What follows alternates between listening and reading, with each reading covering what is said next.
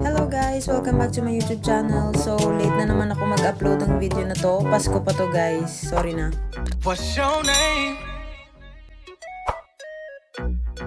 What's your name?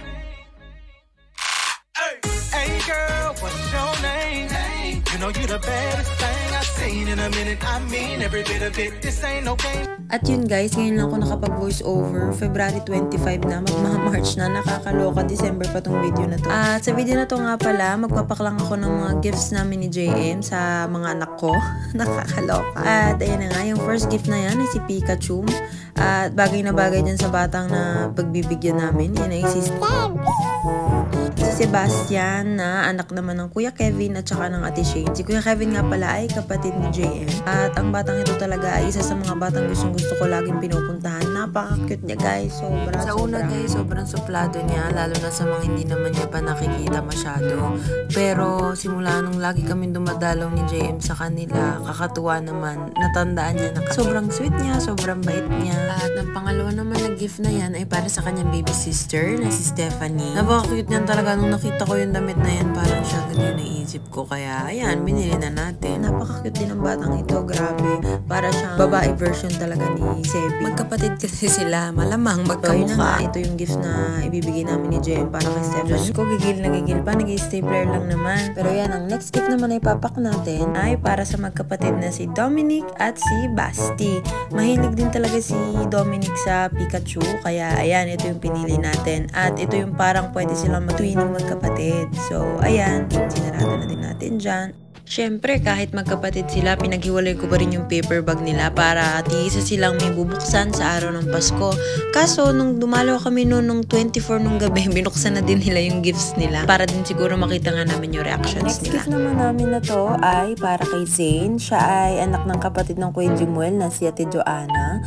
At ayun, sobrang cute din ang batang ito. Gustong-gusto ko din talaga siya. Kaso, hindi kami masyado nagkikita dahil ang hirap din talaga guys ng may work na hindi na talaga makapag-set ng labas. Kaya ayan, hindi ko na sila nakikita masyado. So ayan, itong next gift naman na ito ay gift namin ni JM sa pamangkin niya na si Jovan.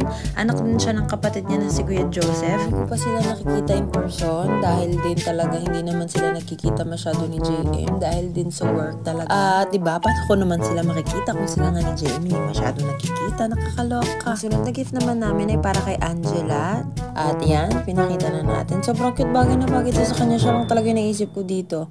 At yan naman ay para sa kapatid niya na lalaki na si Angelo.